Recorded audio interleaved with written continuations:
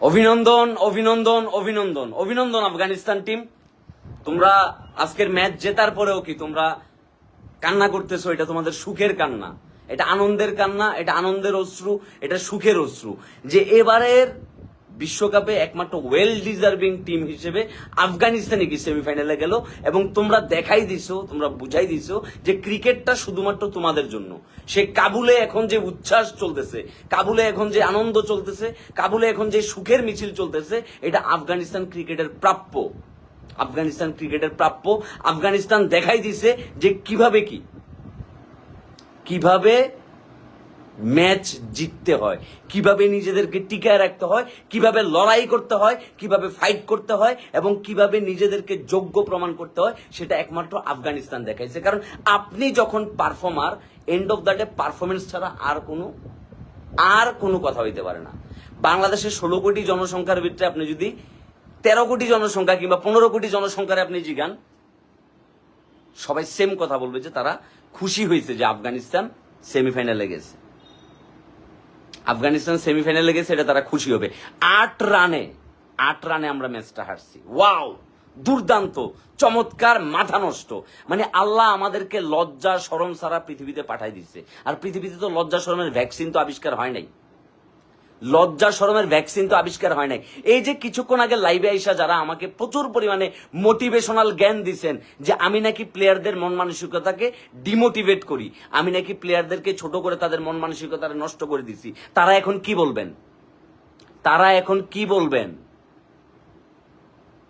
কি বলবেন?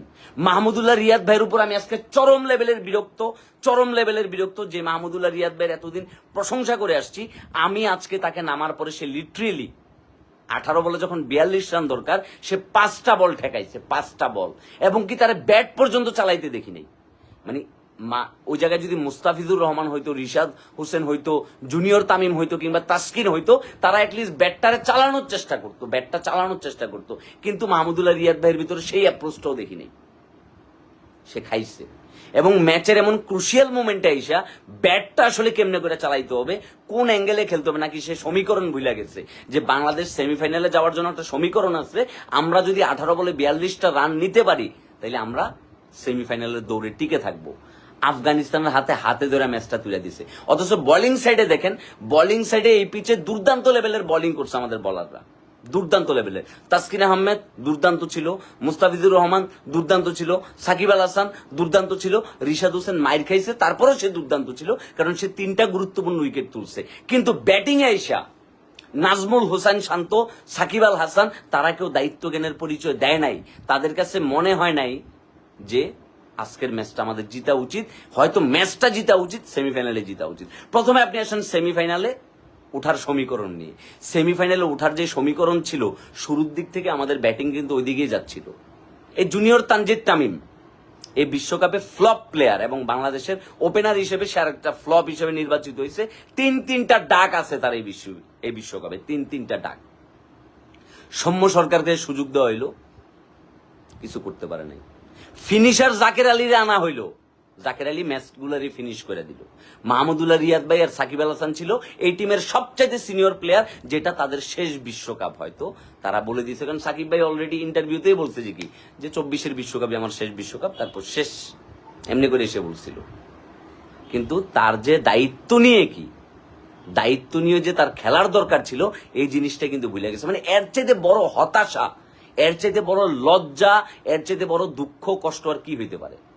বাংলাদেশের প্রত্যেকটা ক্রিকেট ফ্যানের দিকে তাকান, তাদের চেহারাগুলোর দিকে তাকানো যাচ্ছে না। কারণ কজ অফ তারা যে এই প্রত্যেকটা বার যে আশা দেখছে, স্বপ্ন দেখছে, তাদের স্বপ্ন দোষ হইছে, তাদের স্বপ্ন ভঙ্গ হইছে, তারা হতাশায় ডুবে গেছে। মারেন লাখ লাখ শেয়ার, কোটি কোটি শেয়ার মারেন, কোটি কোটি কমেন্ট করেন, আপনাদের যা মন চাই করেন, আপনারা লেখেন, আমি শুনতে চাই। আফগানিস্তান টিমের জন্য শুভকামনা। কারণ আমার কাছে মনে হয়েছে আমরা যারা ক্রিকেট ফ্যান, আমি দিন শেষে গালে সমালোচনা করি, চিল্লাফাল্লা করি একটাই কারণে, ছোটবেলা থেকে যদি কোনো কিছুর প্রতি একটু বেশি আসক্ত ছিলাম, কোনো কিছুর পেছনে একটু বেশি সময় দিছি, সেটা ছিল একমাত্র ক্রিকেট, ঠিক আছে, আর কিছু না। আজকে দেখবেন ট্রোলের বন্যা কারে বলে। আফগানিস্তানের পেজগুলোতে যায় দেখেন ট্রোলের বন্যা কারে বলে। ঠিক আছে। আর ইন্ডিয়ান কোনো ভাই ব্রাদার এসে যদি এখানে কমেন্ট করেন, তাদের কোনো কমেন্ট পড়াও হবে না, রিপ্লাইও দেওয়া হবে না। আমরা আমাদের সমালোচনা করতেছি, আমরা আমাদের দলের সমালোচনা করতেছি, আমাদের দলের যে জায়গায় ব্যর্থতা, যে জায়গায় সফলতা, ওইটা নিয়ে আমরা আলাপ করতেছি। সো আপনারা এখানে নাক গলায়েন না। আফগানিস্তানি কোনো ফ্যান যদি আসে সেটা ভিন্ন কথা। আপনি বললেন না আবার যে আপনি ইন্ডিয়া ফালায় কি আপনি আফগানিস্তানের ফ্যান হয়ে গেছেন, এই কথা বললেন না, ঠিক আছে? এখানে যারা যারা প্রচন্ড বাজেভাবে কি গালিগালাজ করতেছে তাদেরকে লাইভ শেষে ধৈরা ধৈরা ব্লক মারা হবে, একদম ধৈরা ধৈরা। আফগানিস্তান অস্ট্রেলিয়ার সাথে যে ম্যাচটা খেলছিল, অস্ট্রেলিয়া কোনোভাবেই তারা ভাবে নাই যে তারা এই ম্যাচটা আফগানিস্তানের সাথে হেরে যাবে। আফগানিস্তান কিন্তু সেটা করে দেখাইছে। মনে আছে ওডিআই বিশ্বকাপে আফগানিস্তানের সাথে অস্ট্রেলিয়ার খেলা, ওই যে গ্ল্যান ম্যাক্সওয়েল যে ম্যাচটা অতি দানবীয় একটা ম্যাচ খেলা, যে কি 200 ডাবল সেঞ্চুরি করে যে ম্যাচটা জিতাইছিল অস্ট্রেলিয়ারে। আফগানিস্তানের সেই নায়ক, আরেক নায়ক কিন্তু কি আফগানিস্তান কিন্তু সেই রিভেঞ্জটা কিন্তু নিয়ে নিছে। এবং অস্ট্রেলিয়া আজকে বসেছিল বাংলাদেশের দিকে তাকায়, যে বাংলাদেশ যদি কোনোভাবে খেলতে পারে তাহলে অস্ট্রেলিয়া হয়তো উঠে যাবে। বাংলাদেশ যদি আফগানিস্তানকে হারাইতে পারতো তাহলে অস্ট্রেলিয়া কিন্তু ফ্রি ভিসায় সেমিফাইনাল। কিন্তু আফগানিস্তান সেটা করতে দেয় নাই। 115 রানের টার্গেট দিছে, মাত্র 115 রান। রশিদ খানের ভেতরে কি পরিমাণ চেষ্টা ছিল। গুরবাজরে দেখতেছিলাম যে গ্যালারিতে বসে বসে গেলে কান্না করতেছে, একটা উইকেট যখন যাচ্ছে, একটা 4 হইলে সে কান্না করতেছে, একটা উইকেট গেলে সে বারবার হাত তুলা আল্লাহর কাছে প্রার্থনা করতেছে যে আল্লাহ আমাদের এটা শেষ সুযোগ।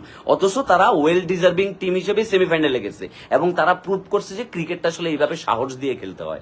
115 রান ম্যাটার না, কিন্তু 115 রানের এগেনিস্টে যদি কি আমি আমার সর্বোচ্চ শক্তি দিয়ে লড়াই করি তাইলে আমি জিততে পারবো। এটা আফগানিস্তান দেখাইছে। সর্বোচ্চ বাজেভাবে যত ম্যাচ খেলা যায় ওই শত বাজেভাবে ম্যাচ খেলার সমস্ত চেষ্টাই আজকের ম্যাচে আমাদের ছিল। আমরা কিন্তু সর্বোচ্চ বাজেভাবে ম্যাচ খেলছি, এর চেয়ে বাজেভাবে হয়তো ম্যাচ আর খেলা যায় না। লিটন কুমার দাসের জন্য খারাপ লাগতেছে যে সে আজকের ম্যাচে সেঞ্চুরি করছে, আজকের ম্যাচে সে হাফ সেঞ্চুরি করছে এবং সে শেষ বল পর্যন্ত কিন্তু কি সে টিকে ছিল, কিন্তু দলটার জন্য সে কিছু করতে পারে নাই। কারণ তারে যে সঙ্গ দিবে, তারে সঙ্গ দেওয়ার মতো কোনো প্লেয়ারই কিন্তু কি ছিল না, কোনো প্লেয়ার ছিল না।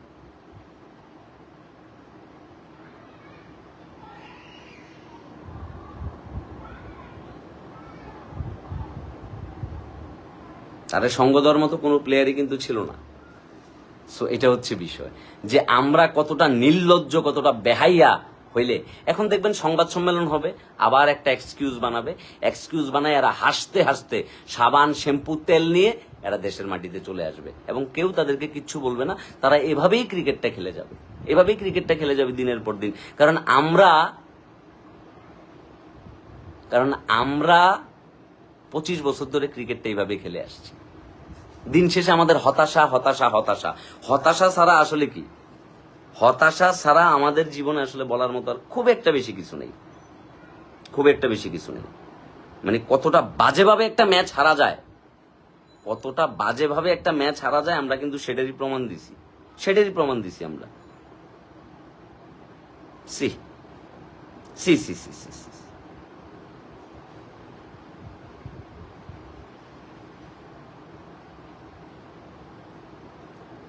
ইতিহাস গড়ে ফেলছে আফগানিস্তান ইতিহাস করছে সেমিফাইনালে গিয়ে, আর আমরা ইতিহাস করছি এতটা নির্লজ্জ ভাবে হেরে, এতটা দুর্দান্ত বাজে ভাবে হেরে, এতটা লজ্জাজনক ভাবে হেরে। আমাদের যদি লজ্জা থাকে আমরা আর কোনোদিন সংবাদ সম্মেলনে বড় কথা বলবো না। আমাদের যদি লজ্জা থাকে আমরা আর কোনোদিন ক্রিকেট নিয়ে বড়াই করবো না। ক্রিকেটে আসলে আমরা খুবই ছোট মানের দল। আমরা জিম্বাবুয়ে, আয়ারল্যান্ড, নেদারল্যান্ডস এই টাইপসের দল এখনো 25 বছর পরেও। অথচ 2 বছর আগেই দেখেন, 2 বছর আগে আফগানিস্তানকে আমরা 61 রানে হারাইছি, এমন রেকর্ডও ছিল। তো গতকালকে যখন কথাবার্তা হচ্ছিল যে আফগানিস্তান বাংলাদেশকে তাহলে 61 রানে ম্যাচ জিততে হবে, তো দেখলাম যে একটা পরিসংখ্যান হচ্ছে, ওই যে বিশেষজ্ঞরা বের করে ফেলছে। এটা ভালো লাগছে আমার কাছে, যারা ক্রিকেটটা নিয়ে কতটা সচেতন, এরা সবকিছু মনে রাখে। আমার এত মনে থাকে না, আমার স্মৃতিশক্তিতে অনেক ঝামেলা আছে, ঠিক আছে, আমার স্মৃতিশক্তিতে ঝামেলা আছে। তো বিষয়টা হচ্ছে যে কি, তারা এটা বের করে ফেলছে যে 2 বছর আগে এই আফগানিস্তানকে 61 রানে আমরা পরাজয় করছি। এটা দিয়ে বুঝাইতে চাইছে যে আগামীকালকেও যদি আফগানিস্তানকে 61 রানে পরাজয় করতে হয় আমরা সেটা করতে পারবো। কিন্তু দেখেন রেজাল্ট, ভাগ্যের কি নির্মম পরিহাস। আমাদের কাছে সুযোগ ছিল 12.1 বলে ম্যাচটা জিতে নেওয়ার, 115 রান মাত্র।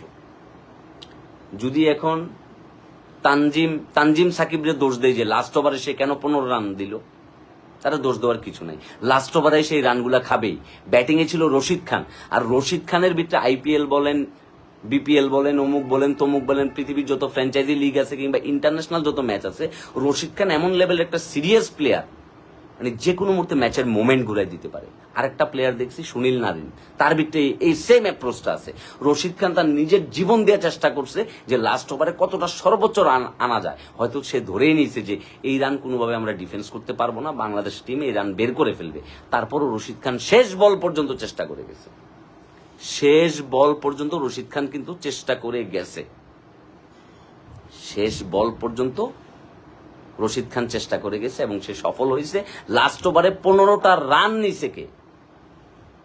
আফগানিস্তান।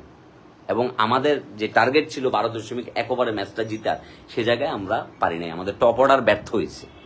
লিটন কুমার দাস ছাড়া আর কেউ আজকের ম্যাচে টিকে ছিল না। এখন কেউ যদি বলে যে লিটন কুমার দাস এত বল খাইয়া এত রান নিছে, ম্যাচের সিচুয়েশনটাই এমন ছিল। আপনি যদি শুরু থেকে ম্যাচটা দেখেন, ম্যাচের সিচুয়েশনটাই আসলে কি এরকম ছিল, ম্যাচের সিচুয়েশনটাই। অথচ সাকিব আল হাসানের আজকে দায়িত্ব নিয়ে খেলার দরকার ছিল, নাজমুল হোসেন শান্তর আজকে দায়িত্ব নিয়ে খেলার দরকার ছিল, তাবির হৃদয়ের দায়িত্ব নিয়ে খেলার দরকার ছিল। মাহমুদুল্লাহ রিয়াদের কথা আজকে বলবোই না, আমি বিরক্ত হয়ে গেছি তার উপরে আজকে, ভয়ানক বিরক্ত। মানে একটা ব্যাটসম্যানের মিনিমাম ব্যাটিং অ্যাপ্রোচ থাকবে না, একটা এগ্রেসিভ অ্যাপ্রোচ থাকবে না তার, যে 18 বলে 42 রান দরকার, এই ম্যাচটা যদি আমার জিততে হয়, আমি যদি সেমিফাইনালে যেতে চাই।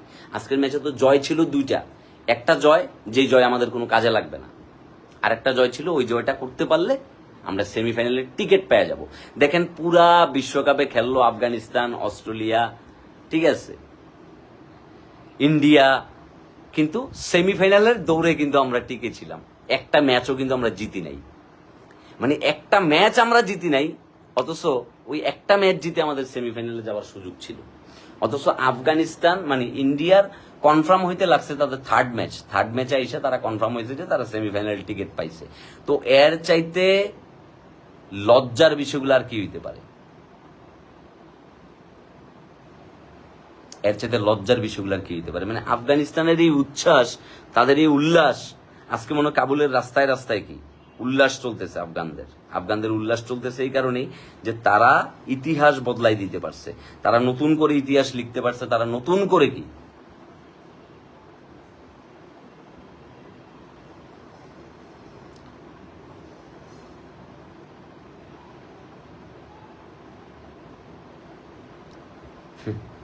এখন আরেকটা লজ্জার বিষয় হইতে পারে যে আমরা যে হেরে গেছি, এখন এই হেরে যাওয়ার পরে আর কোনো সমীকরণ আছে কিনা যে সমীকরণের ট্রফিটা নিয়ে আমরা প্লেনে উঠতে পারবো। এরকম কোনো যদি সমীকরণ থাকে, আমার চোখে একটাই সমীকরণ আছে, ট্রফিটা নিয়ে দৌড় দিতে হবে, চোখ বন্ধ করে খিচ্চা দৌড় দিতে হবে, মানে ডানে বামে কোথাও দিকে কোনো দিকে তাকানো যাবে না। গুরবাজ 43, রশিদ খান 19, 10 বলে 19 রান নিয়েছিল রশিদ খান, চিন্তা করে দেখেন। এদিক দিয়ে লিটন কুমার দাস 49 বলে 54, হৃদয় 9 বলে 14, সৌম্য সরকার 10 বলে 10, মাহমুদুল্লাহ 9 বলে 6।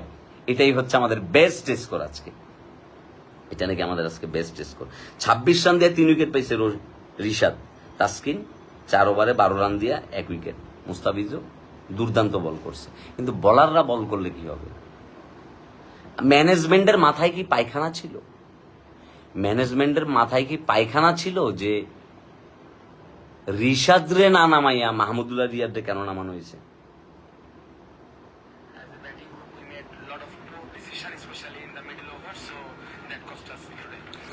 ও শান্ত আবার কি বেলাজার বাচ্চা আবার বলতেছে যে কি যে আমরা ব্যাটিং অর্ডারে মিডল অর্ডারে খুব দরিদ্র ডিসিশন নিয়েছিলাম, যেটার কারণে আজকে আমাদের আসলে কপাল পুড়তে হয়েছে। ঠিক আছে, লজ্জা থাকা উচিত। সে ট্রাভিস হেডের মতো গোফ রাখছে, অথচ সে প্লেয়ার হয়েছে লর্ডের রাজা সে, অথচ সে নিজের ভাবতেছে ট্রাভিস হেড। অথচ ট্রাভিস হেড গতকালকে থাকলে গতকালকে ইন্ডিয়াও ম্যাচটা হেরা যেত।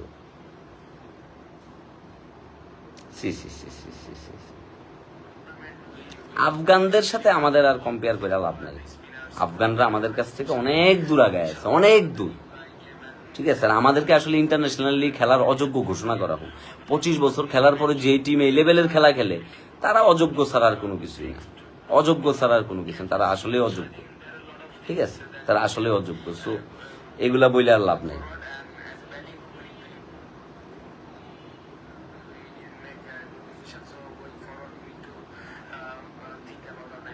ওই তারা আবার একই কথা যে আমরা আমাদের ব্যাটিং নিয়ে ভাববো, আমরা সামনের ম্যাচগুলোতে দেখবো যে কিভাবে আমাদের নিজেদের ইমপ্রুভ করা যায়। ঠিক আছে, দেশটার মান সম্মান ইজ্জত সব ডুবাইছে।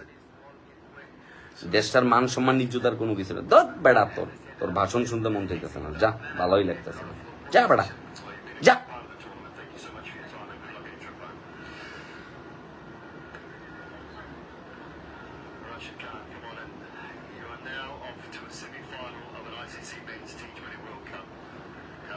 তোর ভাষণই শুনতে ভালো লাগতেছে না, ওটা যা তুই। রশিদ খান বলতেছে it's like a something dream for us as a team. মানে এটা তাদের কাছে একটা স্বপ্ন ছিল, যে তারা কখনো ভাবে না যে তারা এইভাবে করে কি, তারা এইভাবে করে যে ফাইনালে মানে সেমিফাইনালে চলে যাবে, এটা তারা পারবে না।